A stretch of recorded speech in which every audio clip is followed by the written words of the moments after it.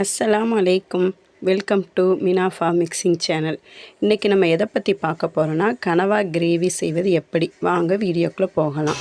அதற்கு தேவையான பொருட்கள் நல்லா ஃப்ரெஷ் கனவா 1 கிலோ எடுத்துக்கோங்க. கனவாயை நல்லா கழுவி சுத்தம் பண்ணி எடுத்து வச்சுக்கிடுவோம். தக்காளி 3, பெரிய வெங்காயம் 2, மிளகாய்த்தூள் 2 டீஸ்பூன், மஞ்சள் தூள் 1/2 டீஸ்பூன், உப்பு தேவையான அளவு, இஞ்சி பூண்டு பேஸ்ட் 1/2 டீஸ்பூன், பச்சை மிளகாய் 4, கருவேப்பிலை 2 கொத்து, தேவையான அளவு எண்ணெய், அரை மூடி தேங்காய் பால். தேவையான அளவு எண்ணெய்,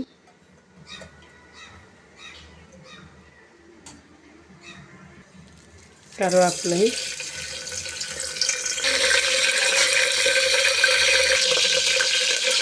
வெங்காயம்,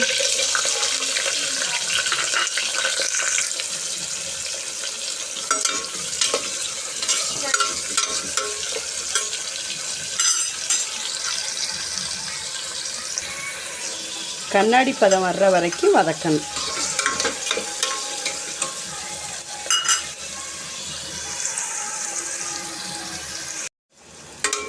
கண்ணாடி பதம் இப்போ வந்துடுச்சு. இப்போ தக்காளி போட்டுக்கலாம். கண்ணாடி பதம் வந்துடுச்சு. இப்போ தக்காளி போட்டுக்கலாம்.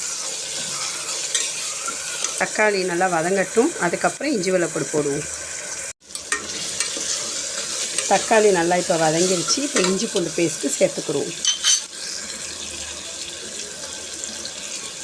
பச்சை வாசனை போகிற வரைக்கும் வதங்க. இப்போ கொஞ்சம் மஞ்சள் தூள், இப்போ மிளகாய் தூள், பச்சை மிளகாய்,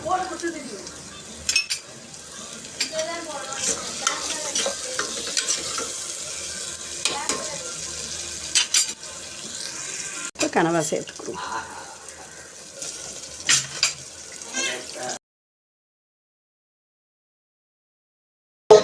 தேவையான அளவு தேங்காய் பால் ஊற்றிக்கணும். இதை மூடி போட்டு மூடிக்கிறோம். இப்போ பார்ப்போம். தண்ணியாக இருக்குது. தண்ணியாக இருந்துச்சுன்னா நம்ம வேறு ஒரு கடாய்க்கு மாற்றிக்கிடுவோம்.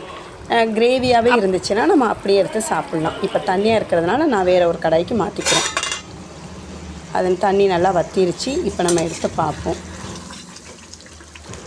இப்போ தண்ணி வற்றி கிரேவி பதத்துக்கு வந்துருச்சு. இதை நம்ம எல்லா வித சாப்பாட்டுக்கு சாப்பிடலாம். சோறு, சப்பாத்தி, இடியப்பம் எல்லாத்துக்குமே இந்த கிரேவி நல்லாயிருக்கும். இந்த கனவா கிரேவி பிடிச்சிருந்துச்சின்னா லைக் பண்ணுங்கள், ஷேர் பண்ணுங்கள், கமெண்ட் பண்ணுங்கள். தேங்க்ஸ் ஃபார் வாட்சிங்.